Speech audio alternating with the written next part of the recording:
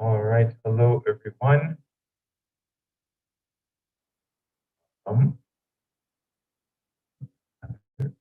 Question topics left. Go ahead and open up the search Which is workers. going in and out. Sorry. So your voice is going in and out. Can you hear me all right? Yes, I can hear you fine. Your voice is going in and out for some reason.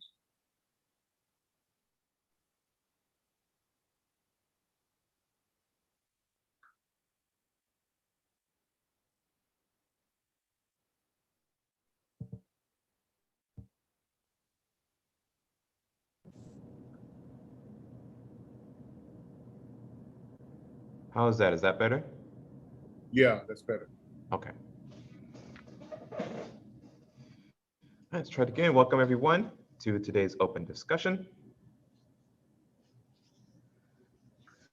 Let us begin with the prayer for spiritual workers, and then we will move into both a question and answer session and a review of, I guess, the next series of handouts. I believe we finished the 7 Dimensions of Creation handout last time. And that handout is in the Google Drive shared folder. So you can access that and download it and take a look at it, read over it. And if you have any questions on that handout or any other handouts or material we've covered in the past, feel free to ask them in the chat. And I'll get those answered for you.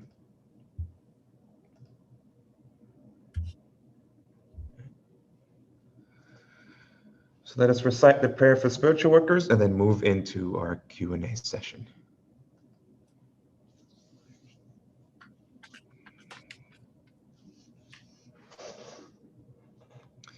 Prayer for spiritual workers.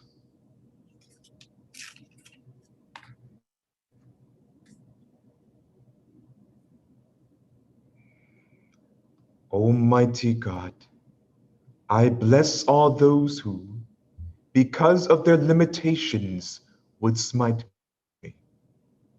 Almighty God, I bless all those who, because of their weakness, would not heed me. Almighty God, I bless all those who, because of their ignorance, would defile you through me. And I ask, Almighty God, O wondrous power, that your strength may be given to me now, so that I might be fortified by this, so that I might go forward bravely into the world, and despite reception, send forth my love of thee throughout all races of man. Almighty God, give me the power and strength to rise above my karmic weakness, the deficiencies in the pattern of my evolution, so that I might evolve and become stronger, I, and even stronger in thy everlasting light. O God, thy will be done.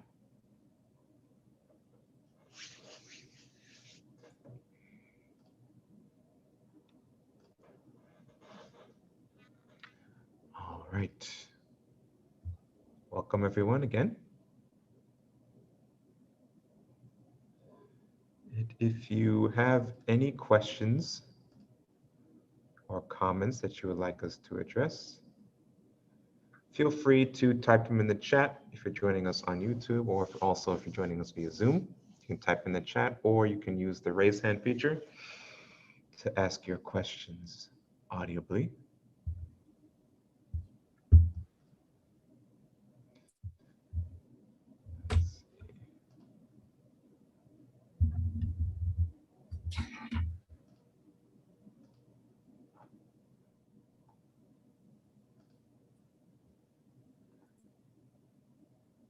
Are there any questions so far?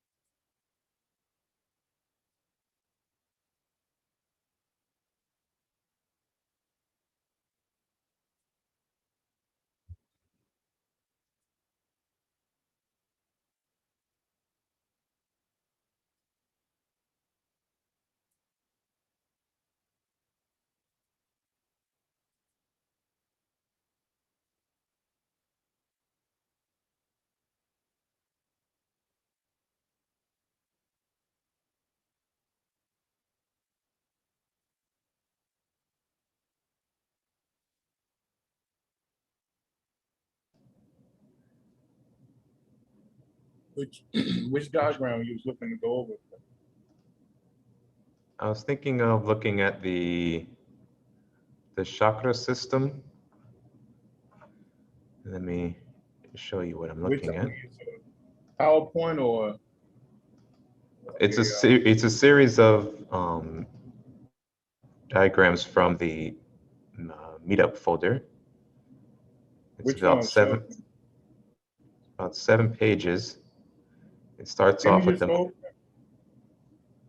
Yeah, but there's these two, the power of chakra diagrams. We covered similar information before, but I don't remember doing these two particular diagrams. Show it to me.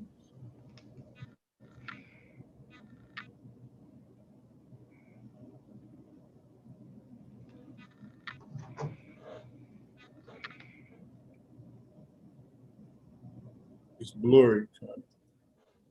Oh, it's hard to see. Let me zoom in some. Yeah.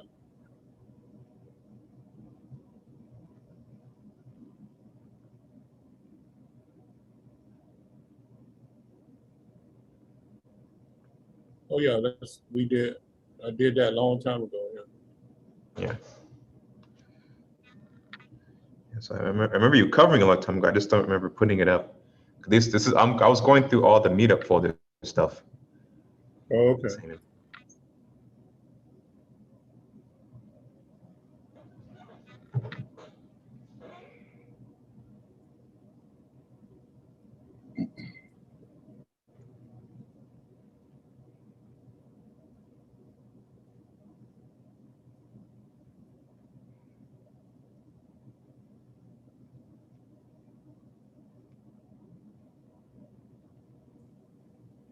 Good morning.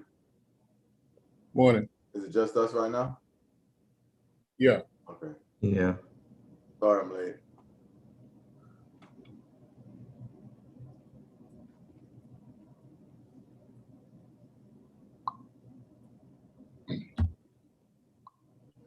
Did I send you a Mudra Yoga PowerPoint before? A Mudra Yoga PowerPoint. I have 10, maybe 14 PowerPoints, but we call them IMKC workshop, and that will be workshop 10. Okay. If you have like 10, either 10 or 14 PowerPoint. Let me search here. It's called IMKC workshop, and then the number, then what it is.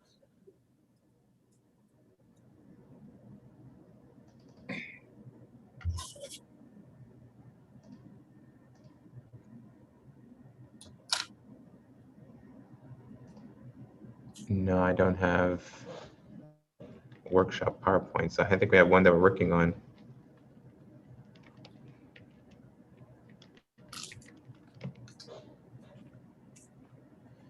IMKC Workshop 10, Mudra Yoga, Prana Manipulation, August 2020. Yeah, I don't know what year it is. Yeah. The latest one is August 2020. Okay. Yeah, there's a note attached to it saying it needs editing. So let me.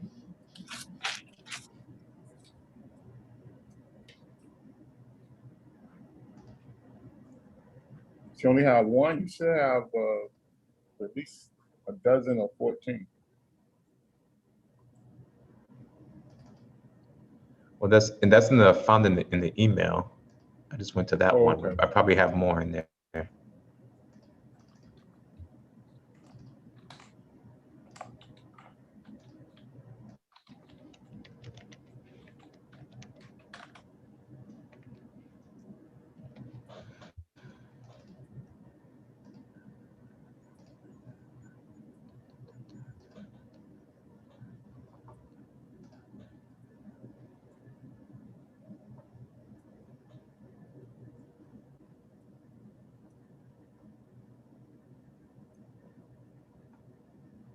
Yeah, there's 1, 1, 2, 3, 4, 5, 6, 7, 8, 9, 6B, 1A, 1. Okay, there's a lot of them. Okay.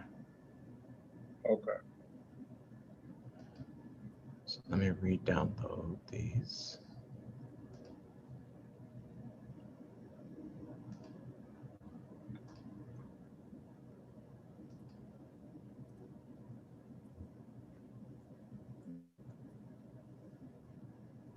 Part 2.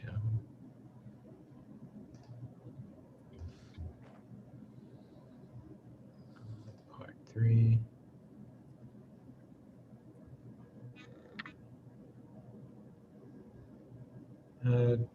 Greetings, Lisa, Obadiah, and Loretta. If you have any questions, and greetings everyone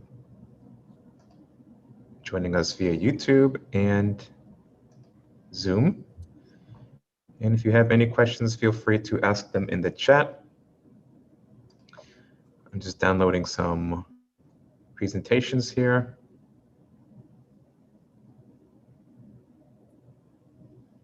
But we are able to take your questions.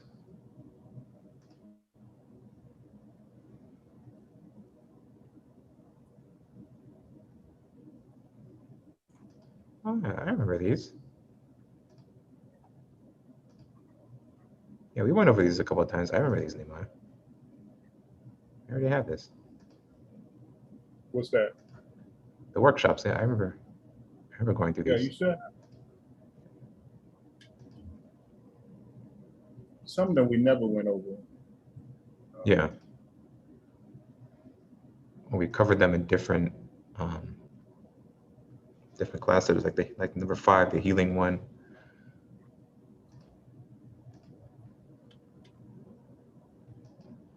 Miss Technology uses that. Yeah, I remember this one.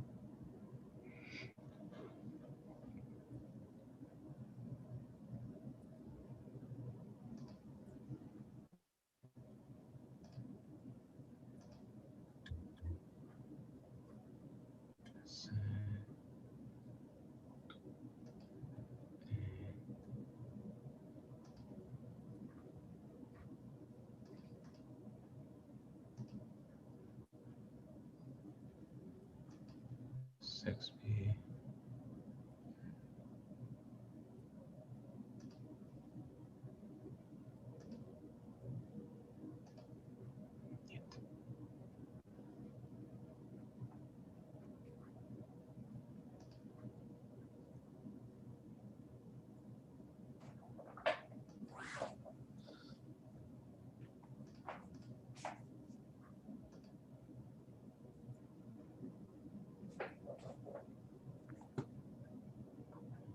Okay.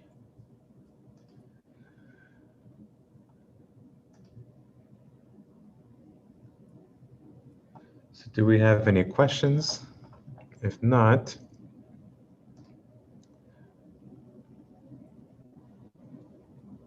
I wanted to look over this handout from, again, the MeetUp archive.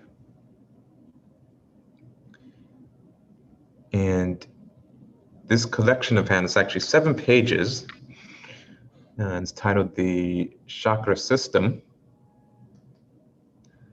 A lot of these we've covered already. For example, modification of Shakti power. You've seen this handout several times, as well as this one, the flow of cosmic energies and top-grade rays, subtle and solar plasmic substance. I'll go over all of them, but many of them should be familiar to you. The ones I really wanted to touch on were these last 2, the power of the chakras diagrams, where it gives yet another illustration of the chakras, the auric unit, crown center, and Sushumna. Going down the middle is that white beam of light. It may be a little difficult for you to see, so I'll zoom in a bit when we get to this page, as well as a bit more descriptions on the elements of the chakras, including the bindus, the rays and the locus, etc. So that's what we'll look at today. We also have several other diagrams that I'm just reviewing. These were all covered in previous, oops, sorry about that. These were covered in previous classes, some many years ago, so they may or may not be on the YouTube. Why do you keep calling it the YouTube? They may or may not be on YouTube. In our older classes. But even if they are, it's nice to review the material and refresh our memories and answer any questions that may arise. This particular handout, the Chakra System Attachments PDF, is not in the shared folder, but I do believe they are scattered throughout multiple handouts. And if requested, I'll put this one up as well.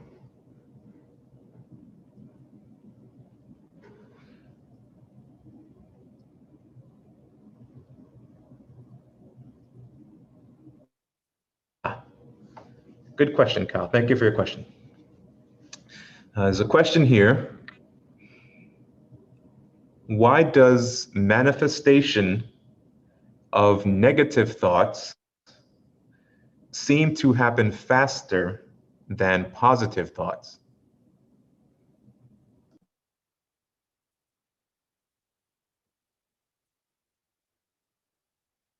Because the mystics tell us, and we can see this, that there's energy pulls on energy. Negative energy has a lot of energy to pull on because of the state of our minds. So when you create a negative action, and that action needs negative energy to pull on, there's an abundance of negative energy. But there's not an abundance of what we like to call spiritual energy, or the mystics call Savic energy. Not on the level or the quality of mind that we operate on. And the yogi mystics, they describe three main qualities of mind: tamas, rajas, and sattvic. Tamas is an inert, dark type quality of mind. Rajas is a desirous quality of mind.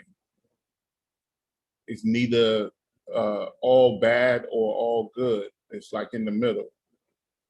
And then you have sattvic, which is a pure state of mind or quality of mind. So we seem to operate from, and I said this for many, many years, as the mystics, the yogi mystics said, we seem to operate from the base and the sex center, and some operate from a little bit from the solar plexus center. And even some of our purer actions operate from the base level of the heart center, which is still rajas. So because the base and the sex center is a tamas type quality of mind, unless you're highly disciplined. And even the solar plexus and the heart is a rajas state of mind mixed with tamas, because we juggle back and forth. Each chakra level is a level of consciousness. And with that level of consciousness, we spring back and forth between those 2 to 3 to 4 levels of consciousness in our expression and in our activity that we do throughout life. So, of course, like I said, there's an abundance of energy.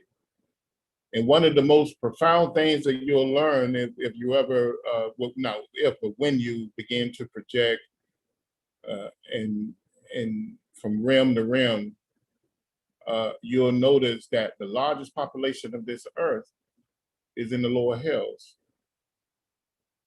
And they add to the quality of mind, like we all live in a sea of mind. And the lower hills is full of people. But as you go up to the higher realms, there's very few. The population is very small. So we have a lack of spiritual energy that we can pull on this earth. That's why it's very important that we pray and create spiritual energy every single day. I hope that answered your question.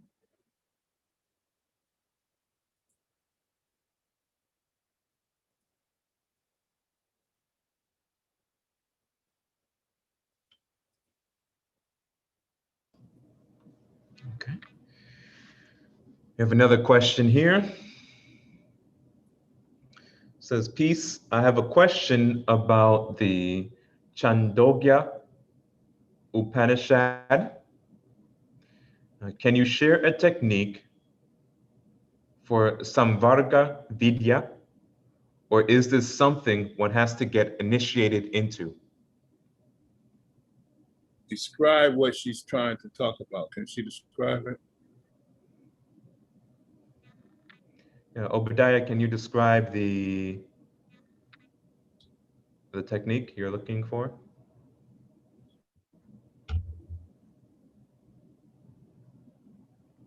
Or the book in which she got it from? He said he got it from the Chandogya Upanishad. Chandogya. Describe it.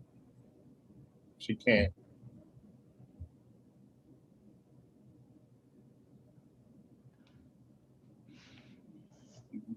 I may know it from a different name. He says the all-absorbent meditation.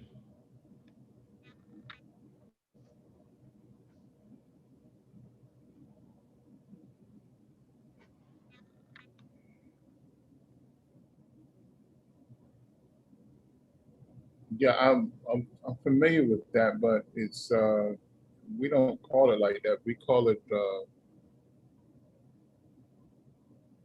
that's the level of samadhi.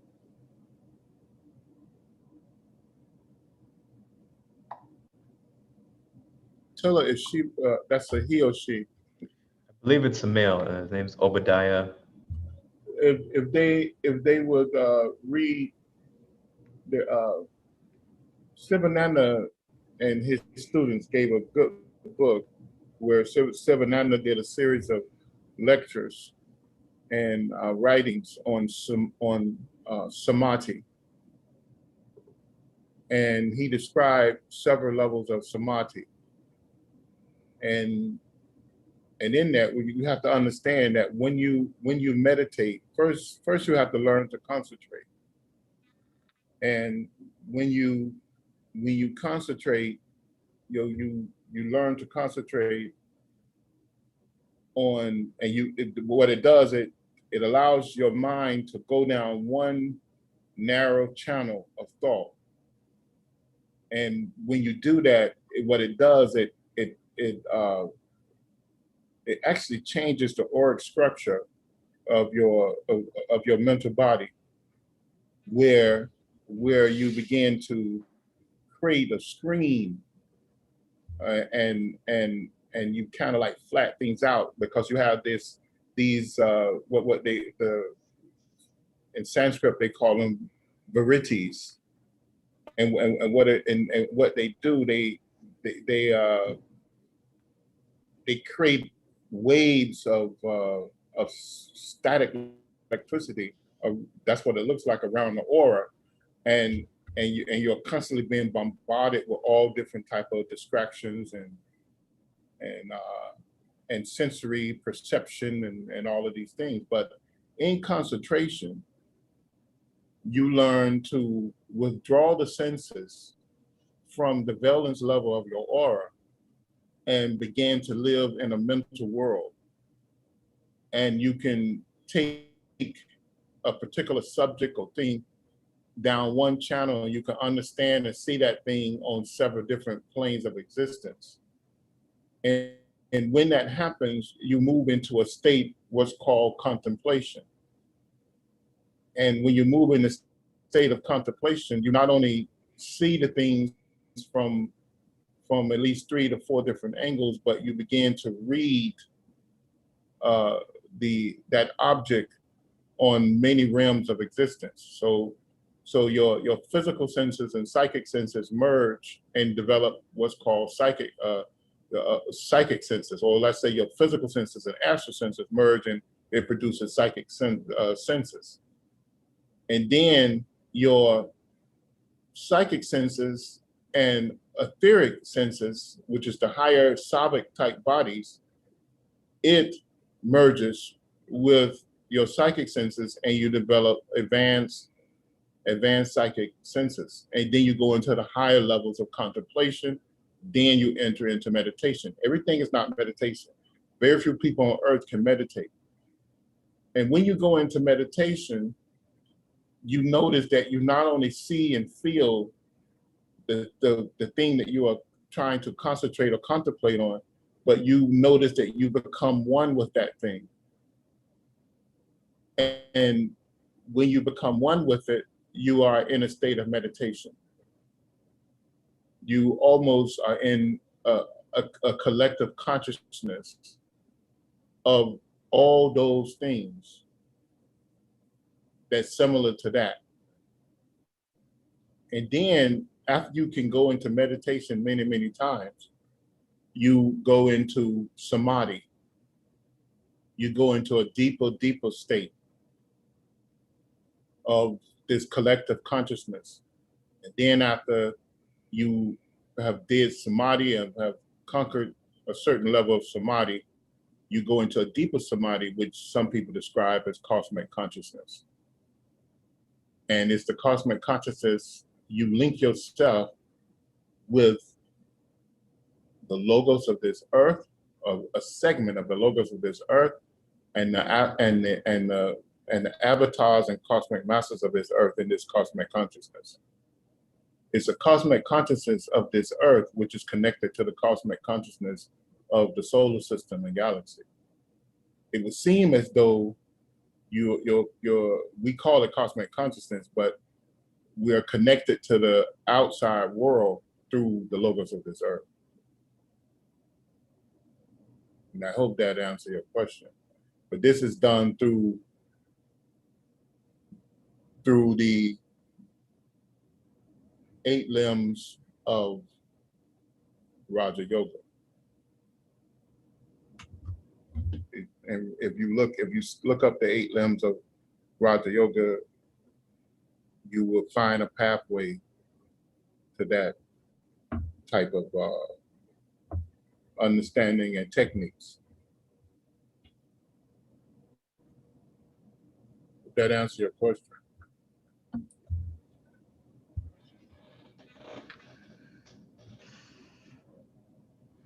Yeah, he had stated 2 additional comments afterwards, but I think you addressed them. He said, it seems it could be dangerous to absorb everything into the self. And he says they call it meditation, but it's really a contemplation.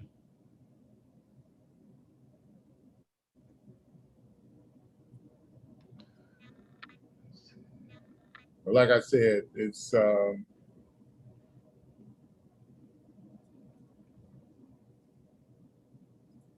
not pulling stuff into you.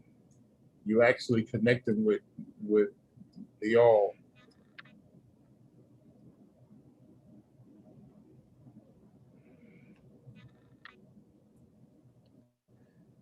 There's a question here from Lisa. It says, can you share some self-healing techniques in addition to healthy eating and lifestyle?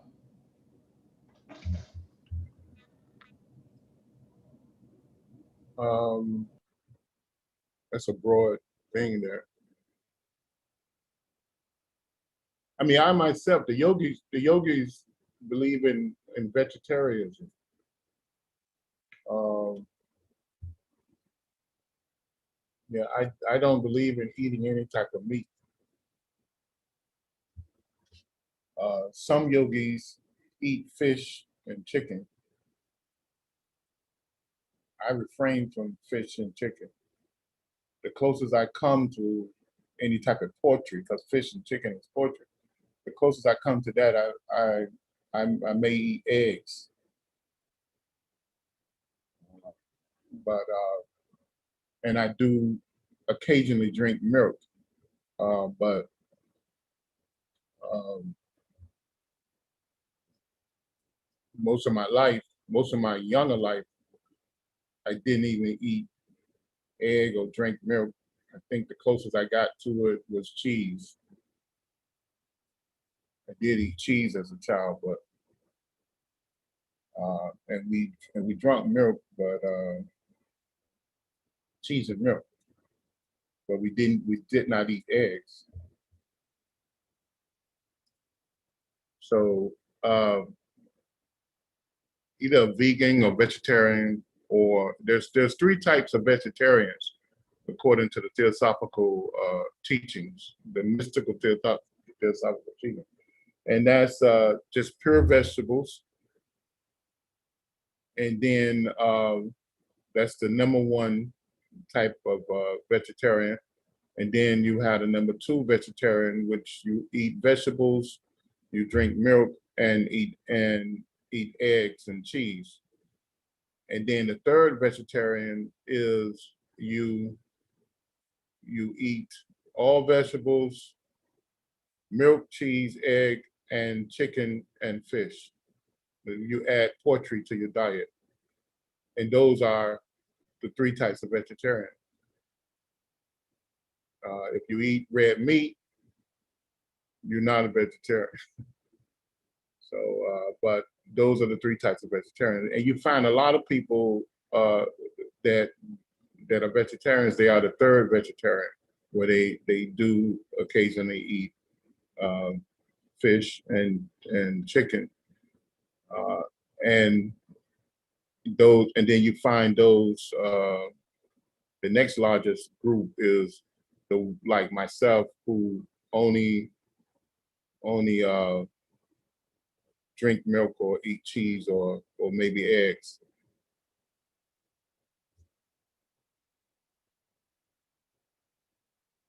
And there's I think also, Lisa, if you write me, I'll give you I don't know if I ever gave it to you, the Ayurveda Encyclopedia on healthy eating and living. It's a yogic encyclopedia. I can send that to you.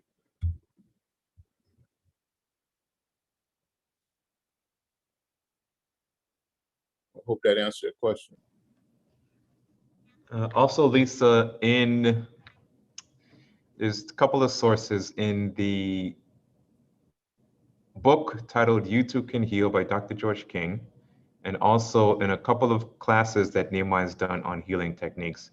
He has given, both in that book and in the classes, a technique to heal yourself or to give yourself healing. And there's also, Nehemiah has also given us some techniques in how to remove or capture and burn up negative thoughts as they arise within the aura. But also mantra and pranayama are good for cleaning up the aura and for doing some self-healing.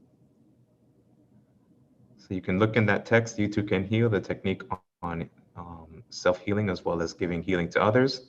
And I believe in our spiritual healing series, I think you have to request access to, I think it's private. Nehemiah also gives a direct technique for giving self-healing. You can also do prayer and send healing to yourself that way. So there's many ways to do it. Many techniques you can employ depending on whichever one you prefer.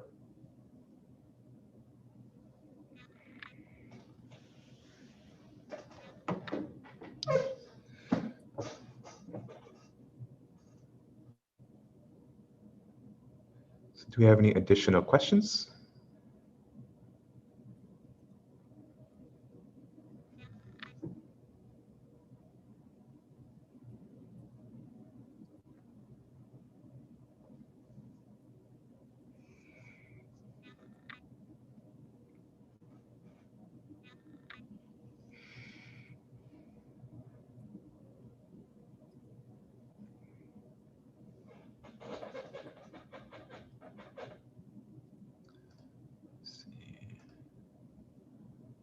Anything on Zoom? No, okay. Well, then let's go into the chakra system diagrams.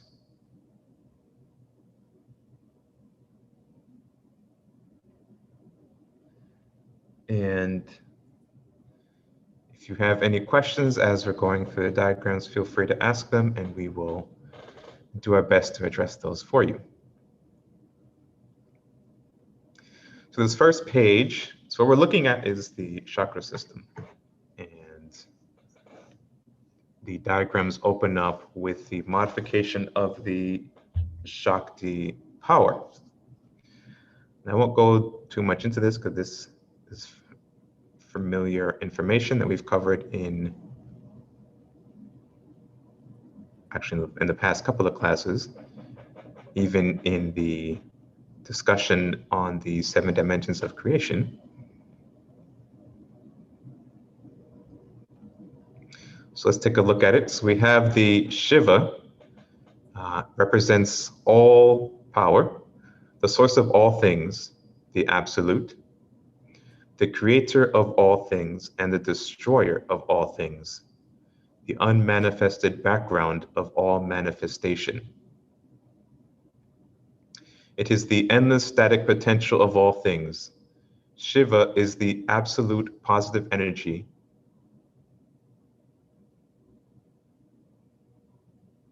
that brings forth all manifestation and pulls everything out of manifestation. Shakti, all right, we are moving from Shiva. Shiva releases the sound, the nada, and from that comes Shakti. So Shakti is the absolute negative energy that acts as a creative force for all nature. Nada is absolute neutral energy that sustains a balance and connection to all things.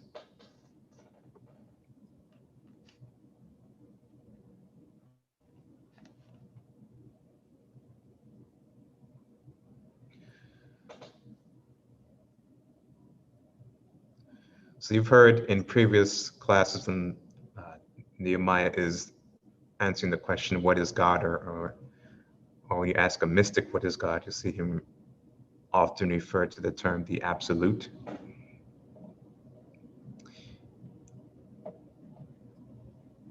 And in the book, You Are Responsible. Is it You're Responsible or is it Life on the Planets? I believe it's Life on the Planets. The master theorist answers the question, what is God? He says, all is God and God is all. That's what we refer to when we talking about the Shiva and the Shakti. Let's look at Shakti as mind. Now we're looking at the principles or aspects of Shakti. Shakti is mind, the universal aspect of consciousness within the Shakti power. Shakti as prana, an aspect of Shakti power that represents absolute energy. Shakti as Vijnana, an aspect of Shakti power that is the framework of all knowledge in its actions. And Shakti as love, Shakti power representing the powers of preservation and absolute bliss. All right, so those are the aspects aspects of Shakti. Then it goes into the Mahabhutas, or the etheric or cosmic elements of the universe. From that we have Akasa, etheric space and sound, Vayu, etheric speed, air and touch, Tijas, expansion, fire and colors, Apas, contraction, water and taste, and Prithivi, cohesive resistance, earth element and smell. There's a question here. What role does Kali play in raising Kundalini, if any?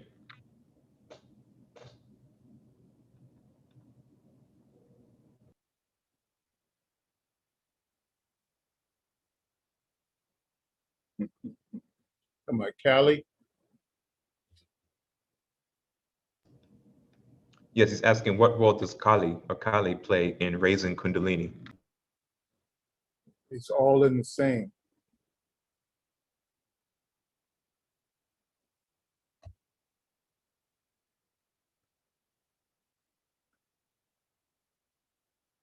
You heard me? Yeah, sorry, he said it's all in the same. It's the same thing. You're getting into aphorisms now, and the mystics, the yogi mystics created those. They talk about the presiding divas. It's like me telling you that water is water when water is not only water, but water is a diva. So they describe Kundalini as the goddess of Kali because it's dark. It's a dark entity. It's dormant, but it has the power to destroy and to give light.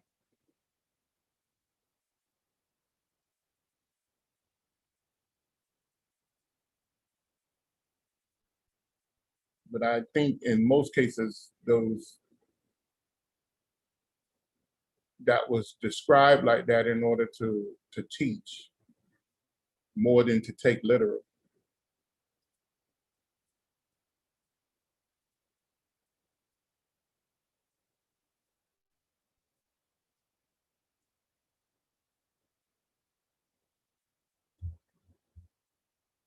Remember, Dr. George King said, if I light a match, there's a diva there.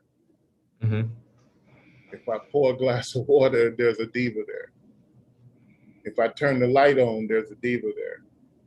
So when you study these deities or the Devic kingdom, you learn that they are one and the same.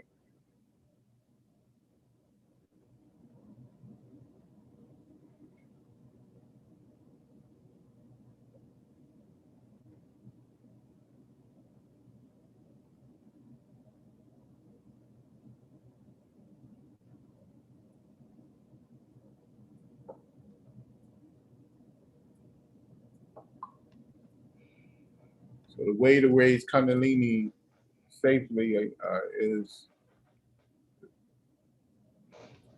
through the 8 limbs of yoga. So, and also through prayer, through service, where the 8 limbs of yoga give you all of that if you study it properly. The 8 limbs of yoga have you to purify yourself before you attempt to actually raise Kundalini.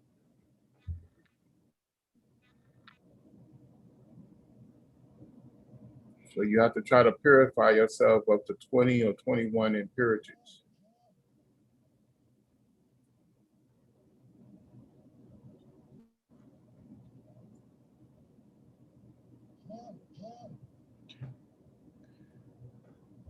Hope that answered your question. I think he did.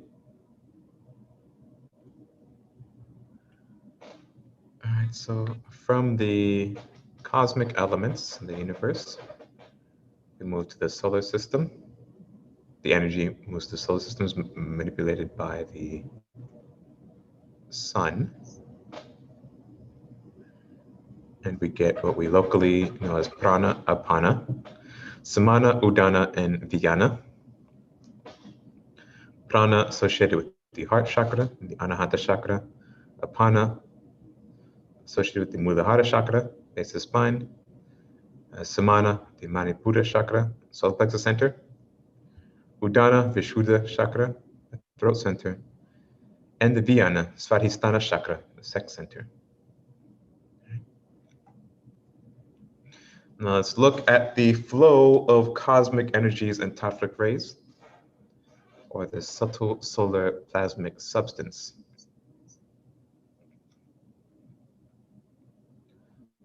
So as you know, the entire solar system is covered in a sea of solar plasmic energy. And here it is as expressed in the ancient teachings. We have the Mahabindu, the sun, which releases 360 tavic rays, and every 32 minutes, the pranas are released, the 5 major minor pranas are released, but every 32 minutes, a dominant prana is exchanged. That energy from the sun hits all the planets of the solar system. Those planets absorb, condition, and then also radiate energy out throughout the other planets into the rest of the solar system and the galaxy. Locally for us, we have energy being conditioned and released from the moon, or the Brahmagranthi, as the converging point of 136 tattvic rays.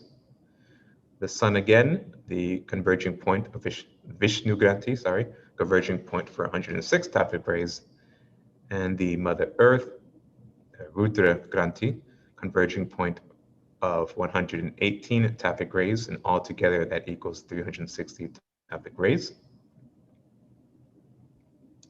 From the Brahma Granthi, those tattvic rays go to the Christ center and the throat center.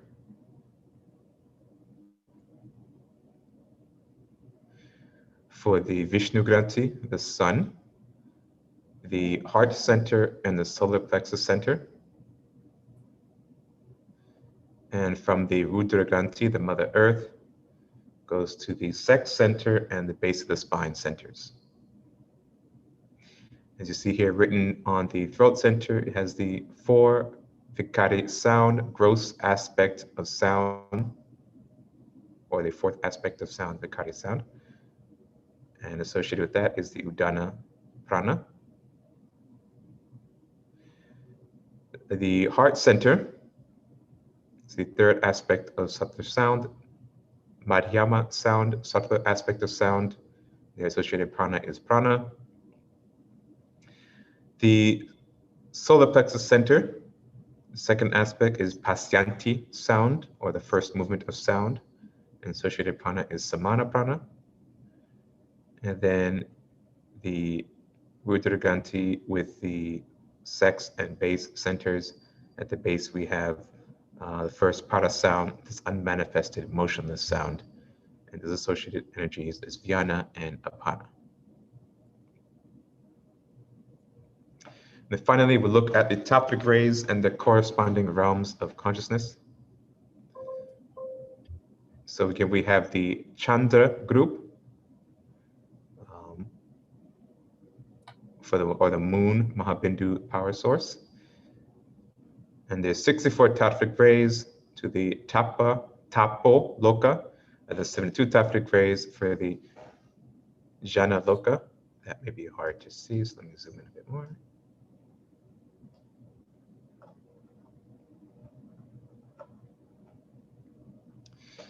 Then at the sun, Mahabindu power source, the Surya group.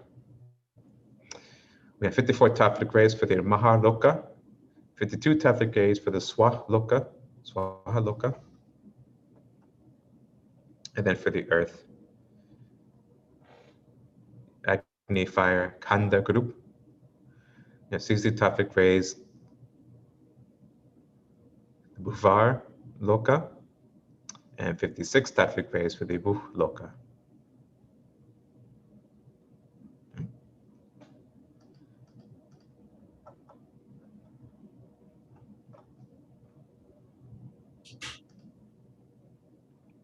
And now let's look at the embodied consciousness of man involutional chart.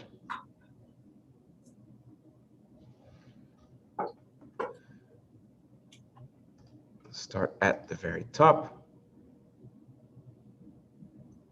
At the crown, that golden sphere represents the original state of the soul. The Sahasrara chakra is a dissolution of consciousness.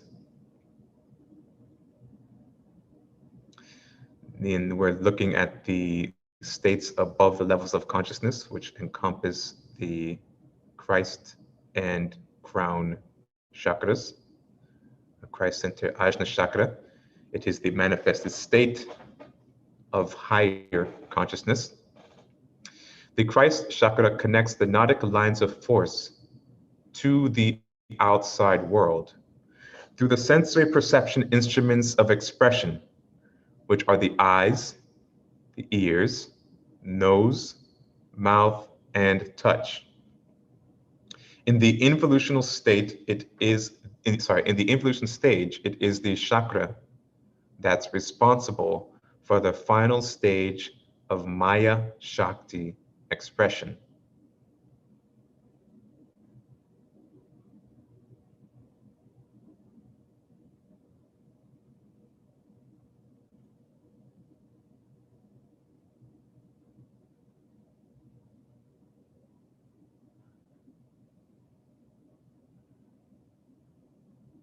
What does that last sentence mean? In the involution stage, it is the chakra that's responsible for the final stage of the Maya Shakti expression. Is that when Maya begins, the illusion begins?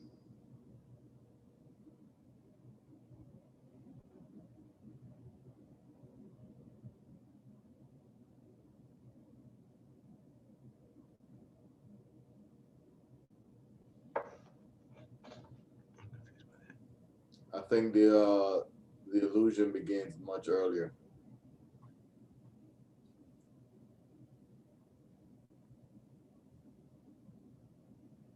That stage of Maya takes place earlier because the Maya is when Shakti perceives the self as the not self.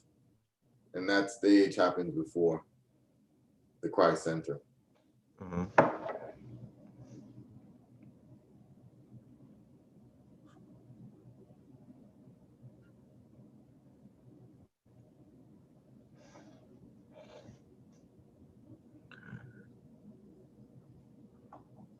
So you can look at it as a beginning point and an end point of that evolutionary stage.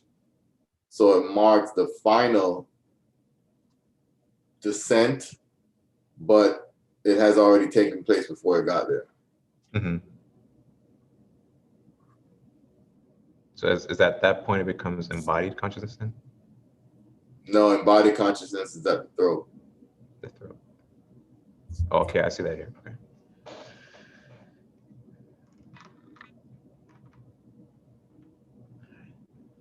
Let's move to the throat center, the Shuddha chakra, the purification of consciousness. So the throat chakra is where the prana sound from Kundalini makes its final modifications into a fourth aspect power that allows thought to be turned into physical sound and consciousness to be embodied into a physical body. Can you hear me now? Yes, I can hear you. I lost contact. Oh.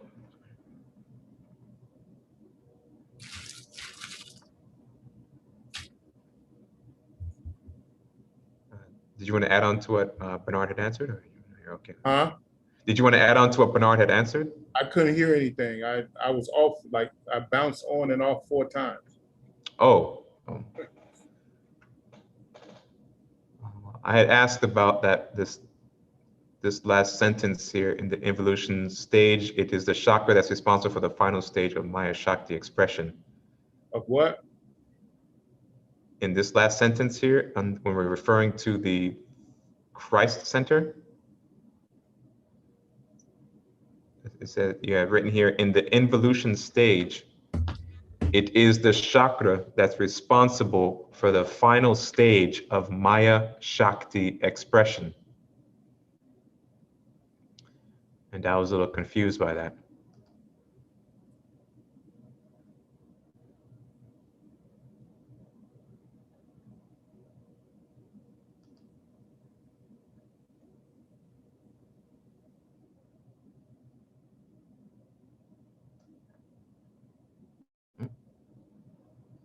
Move this out of the way. Can you hear me anymore? I think we lost him again. Yeah, we just lost him. I'll keep going. The heart center, the Anahata chakra. Again. Yeah, I saw you bounce off and bounce back in. Yeah.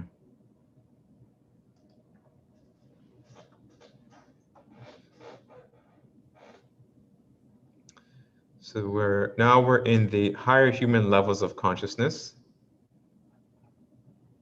which encompass the heart and throat center.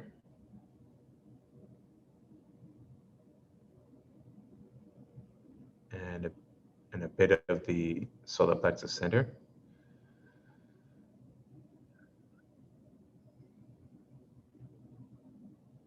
The heart chakra is where consciousness is given subtle vehicles of expression to move through all the realms of consciousness. It is the meaning and preservation of consciousness at the heart center. At the solar plexus center, or the Manipura chakra, it is the start of higher consciousness. At this chakra, the supraconscious instructs the subconscious mind to intake the pranas and tattvic matter of the sun to manifest and sustain life.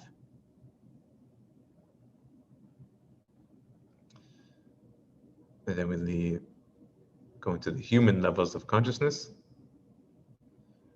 At the Svadhisthana chakra, the sex center, the seat of self-consciousness.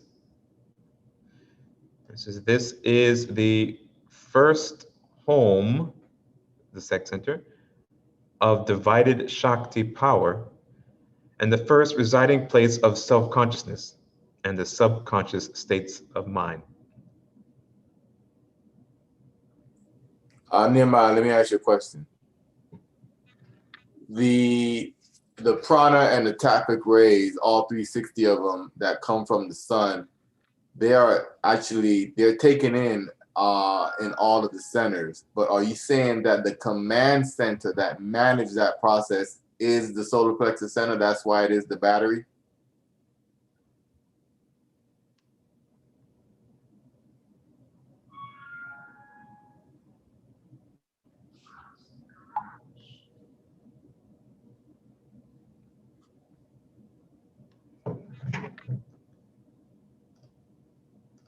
I think he's still having connection issues. Yeah, I think he's trying to connect via his phone, because I see him on here twice.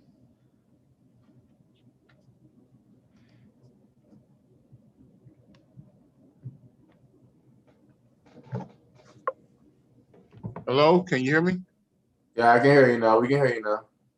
Yeah, I said remember that the solar plexus center and the heart center, they get the Tavic rays directly from the sun.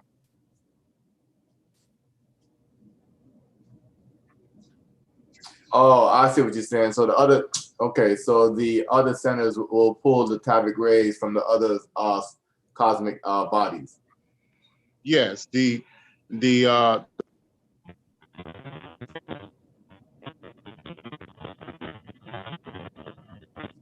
Yes, his connection is bad.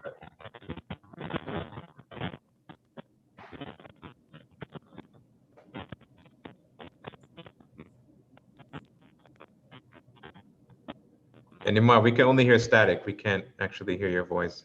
I don't know if you can hear me.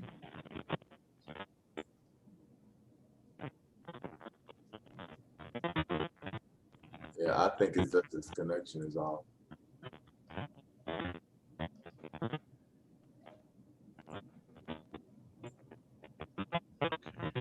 So if you can send him a text, I don't think he realizes it.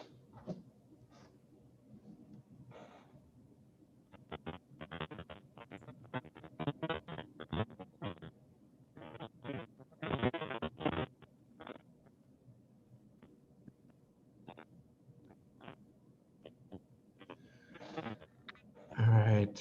Finally, we have the Muladhara chakra, the base of the spine. That is the start of self-consciousness. And this chakra is the point where the soul molds the Shakti into Kundalini power and brings about basic conscious awareness. And then below that in the legs, we have the chakra centers.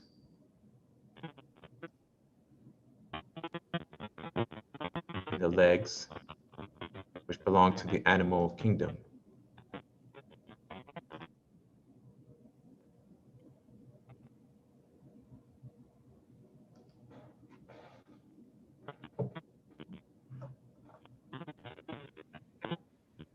And here in this diagram, we have a look at the chakra system.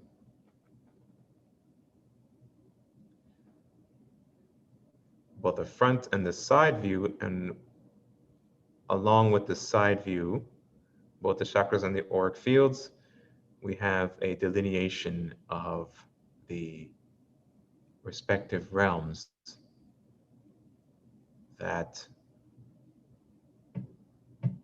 associated with each with the centers.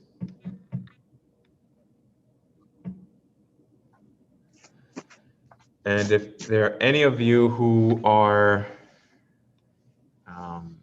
or have been listening to the members audio series, audio lecture series from the Aether Society, if you look at this diagram,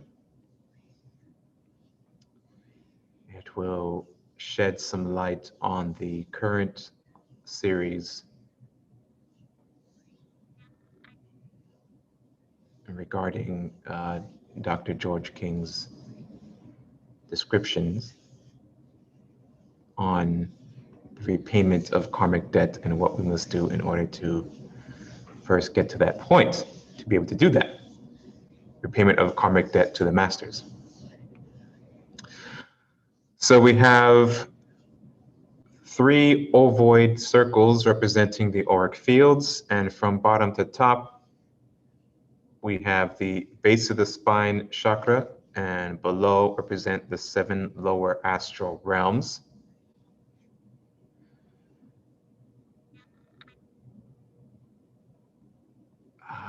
Then we have the sex chakra and solar plexus chakra in combination or conjunction with the base of spine chakra that make up the 3 basic and general astral realms.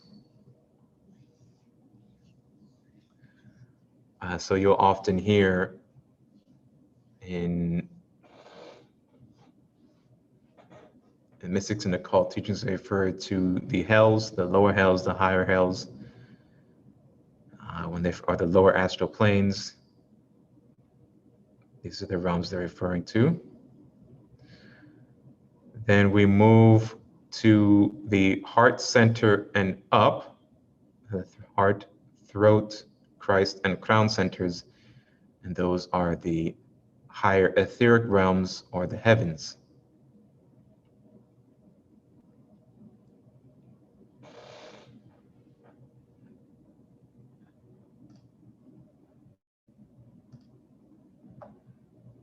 So that's that one. Now let's look at the Sushumna Nadic flow.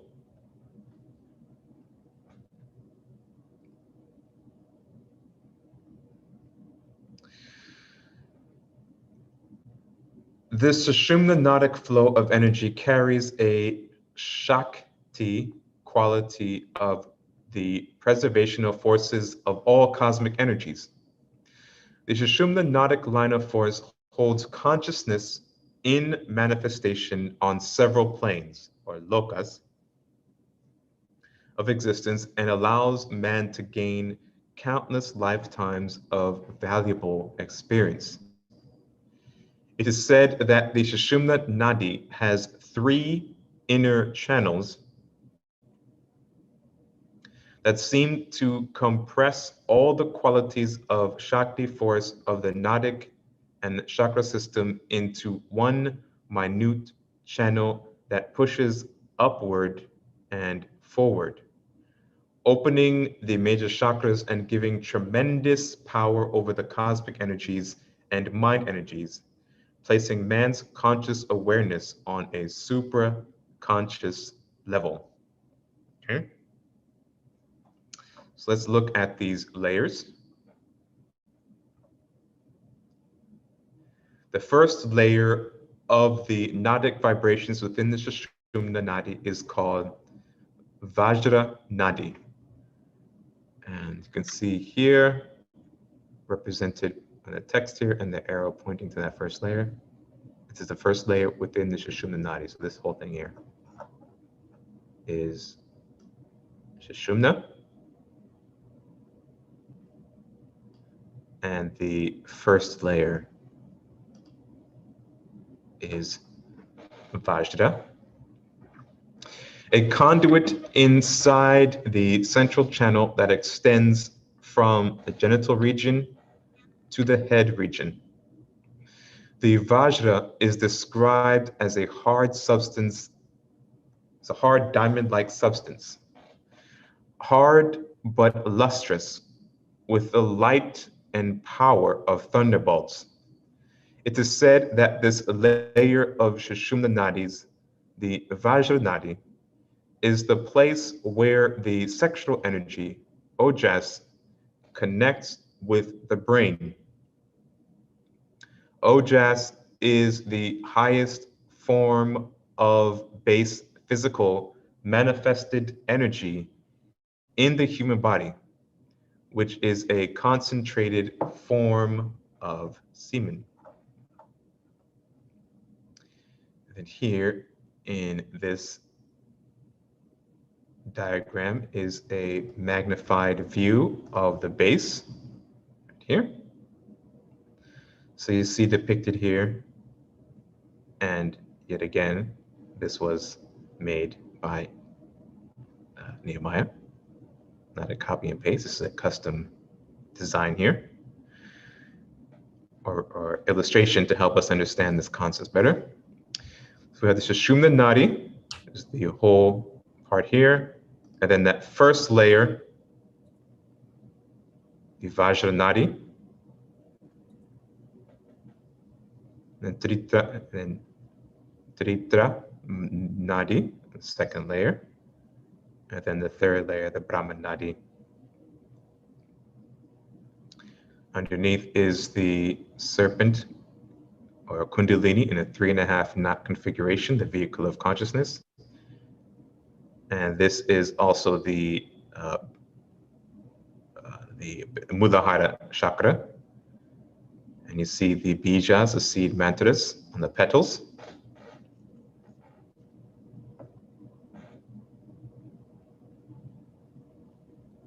Okay. Now let's look at the second layer, the Kritra Nadi, so Sushumna Nadi. The configuration of this Tritra Nadik force is of a sattvic quality. A pure Shakti force or fire, Agni, Sun, Surya, and Moon, Chandra, at its highest level of equilibrium throughout every level of its channel. These three energy configurations are known as the three aspects of Sabda Brahman.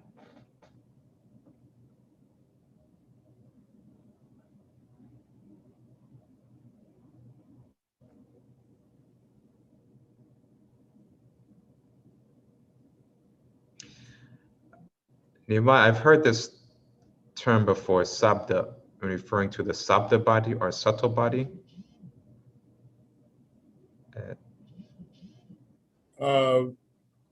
That's sound. Sound? Okay. Yeah, that's another variation of nata. It's the body of sounds of all the mantric sounds of the petals and the BJs. That's what that is. Sorry about that. I have two internets here, and one went down, and it kept bouncing me off and on.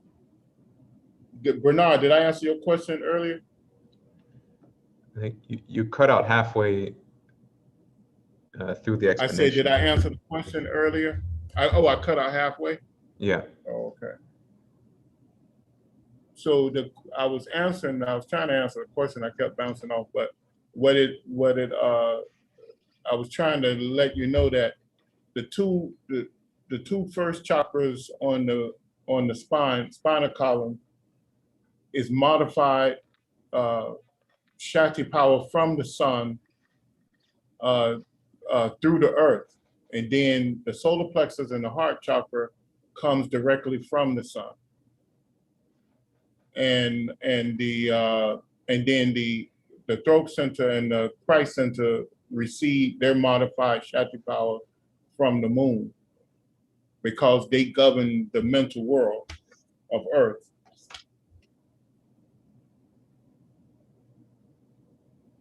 And the Lord chakras govern the physical and astral realms of the earth.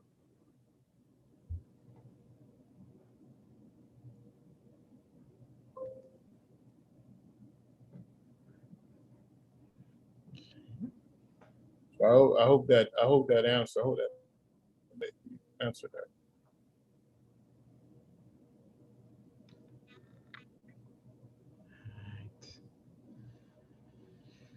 Let's go on to the next paragraph. So within the Kritra Nadi, and I apologize if I'm mispronouncing these Sanskrit words, but you're welcome to correct me if you know the proper pronunciation, is the Brahma Nadi, where the pure cosmic energy of evolution flows as the power of Kundalini. It is the Kundalini power that travels through the Brahma Nadi, where all major chakras resides. As the Kundalini power passes through this channel, it opens each chakra that resides along this inner path of the Sushumna's Brahma Nadi, that brings man from a limited conscious state to an expanded conscious state. Okay. That is Sushumna Nadic flow diagram. Do we have any questions before I move on to the last two pages?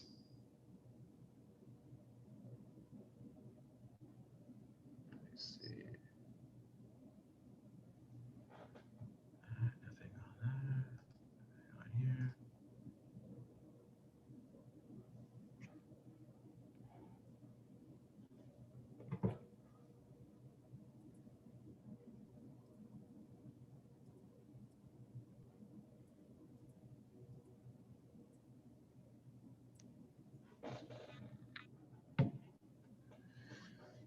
right, there's no questions. Let's move on to the power of chakras. I'm gonna try and get all the text here, okay. The chakra system. The chakra system is a series of vortex centers of power that introduces levels of consciousness. Each chakra has a different frequency of mind energies and vital energies that carry out various tasks within auric fields of operation. The power of chakras. Within each chakra, there is a series of power signatures that creates the vortex center of the chakra. These signatures are the bindu, the nada power, the main chakra bija,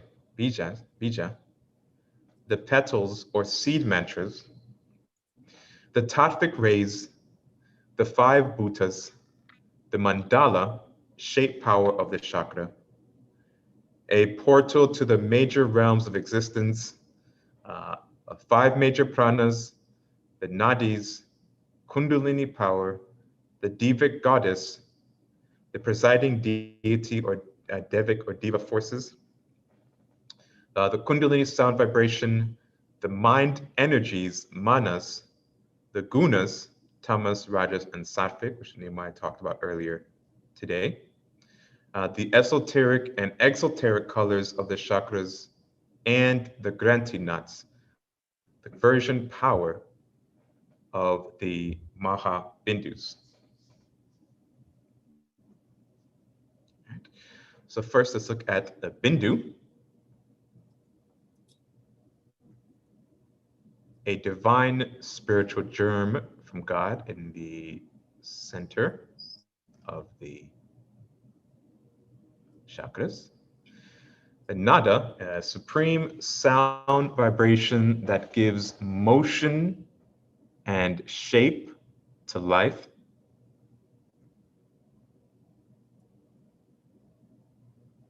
Or form and movement. Right. Chakra bijas, the main sound vibration of that particular chakra that regulates the massive flow of prana and frequencies of mind substance. Then these chakra petals are the seed mantras or sound vibrations of that chakra, the original samskaras of the auric body. The petals are the entry and exit points of the nadis. The tattvic rays are the subtle solar rays and solar substance that is conditioned by the Mahabindus of the earth, sun, and moon. We just looked at that a couple of pages ago at the respective groups and the lokas. The Mahabhutas, the etheric cosmic elements of the universe, the subtle building blocks. So we have the 5 major pranas. Each chakra has a subtle flow of energies that has centralized its main operation there in order to balance the other pranas and mind substance. Then we have the chakra mandalas, the shape power signatures of that particular chakra. Right, and we looked at the mandalas. We spent actually several weeks studying the chakra mandalas and the yantras in a few open discussions ago.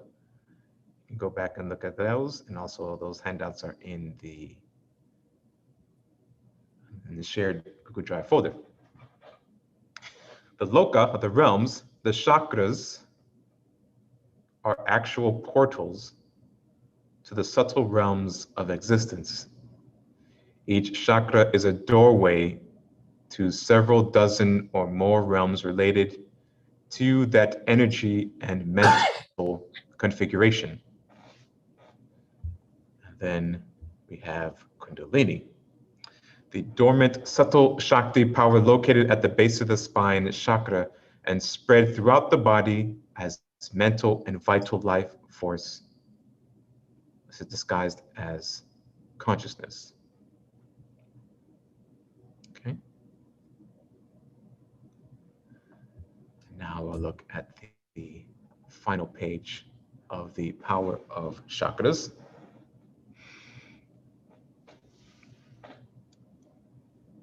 Start at the crown, or the manifestation point of the soul, manifestation of the soul, sorry. From there we have the auric body in this, what is that, pink? Or like a dark pink? I don't know. The auric body, the subtle body is the first manifested body of the soul. This auric body is the subtle unit that is indestructible. It carries the intelligence throughout the countless incarnations until the soul reaches its highest peak of evolution.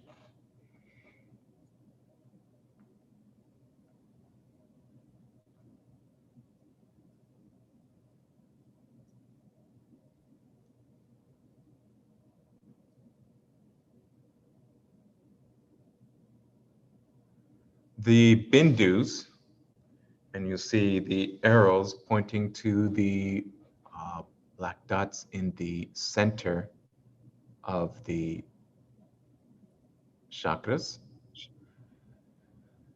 The supreme point of consciousness, the spiritual germ of divinity.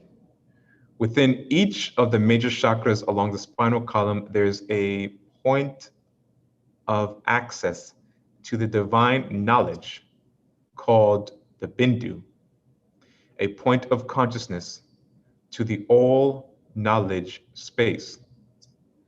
This bindu is known as the spiritual drop or germ from the absolute God.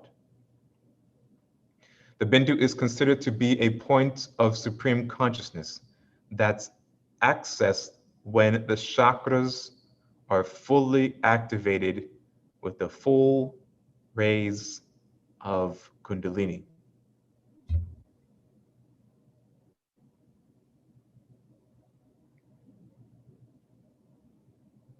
The yogi student is taught to gain control over the dormant power of Kundalini through various techniques of yoga that teaches them to concentrate, contemplate, and eventually true meditation, where the yogi fully activates his dormant power of Kundalini and pulls it into every chakra to gain access to the supreme consciousness of the bindu, where the soul is bathed in the light of the spirit.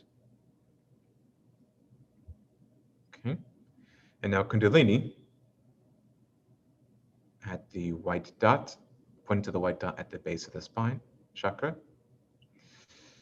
Kundalini is a concentrated dormant power of Shakti at the base of the spine chakra, the Muladhara chakra, which is used by the soul as a vehicle of consciousness on several realms of existence. It is the power that gives and produces consciousness and vitality to animate the subtle bodies and physical body. It is the stored power of Kundalini, when fully controlled and activated, can access the bindu, or it is through this stored power of Kundalini, when fully controlled and activated, you can access the bindus. Okay. So those are the two powers of chakra diagrams that I wanted to cover today. Do we have any questions or comments before we close out today's open discussion.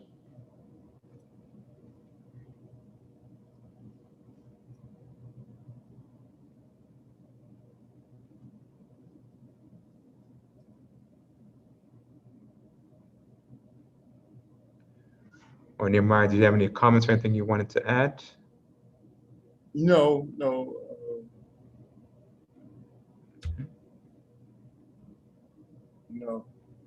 On the first diagram you did, The modification Shakti one? go back to the first one. Yeah, in later years, I rearranged that. Yes, I remember. So just the top part, and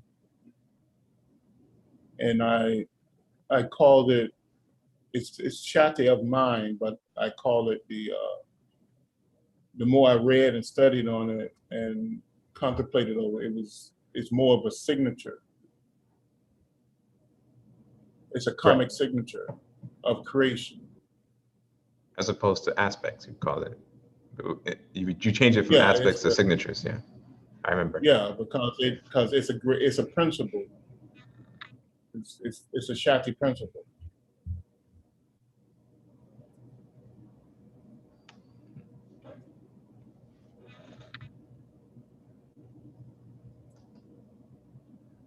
All right, so if there are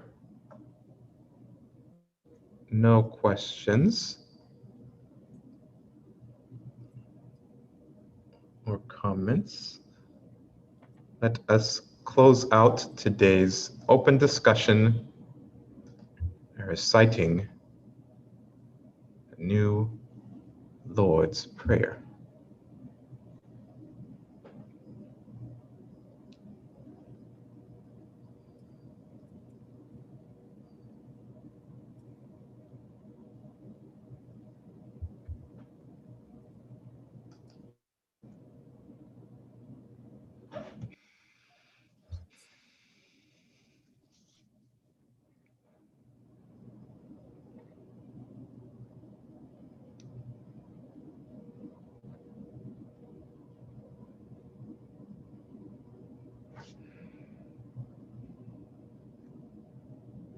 The New Lord's Prayer.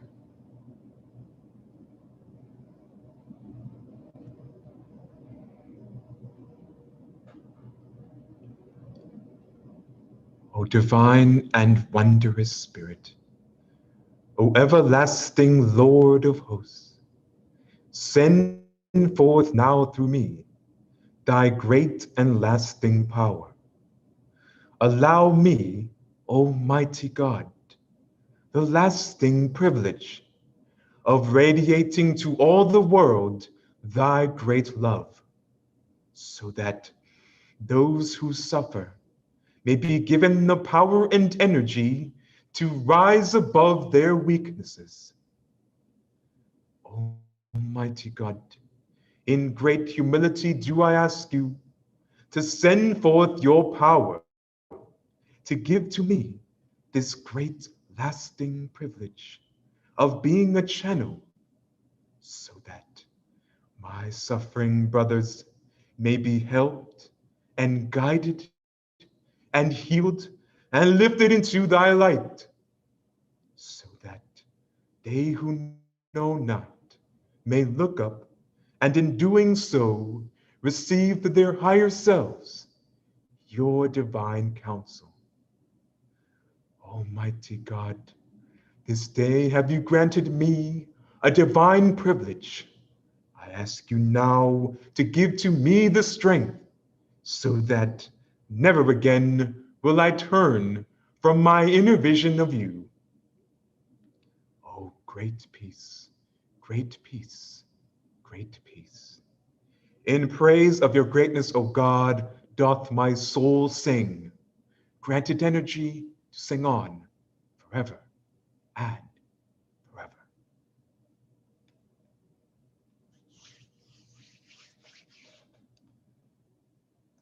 All right, thank you very much, everyone, for your attendance and for your questions. I thank everyone. See you next week.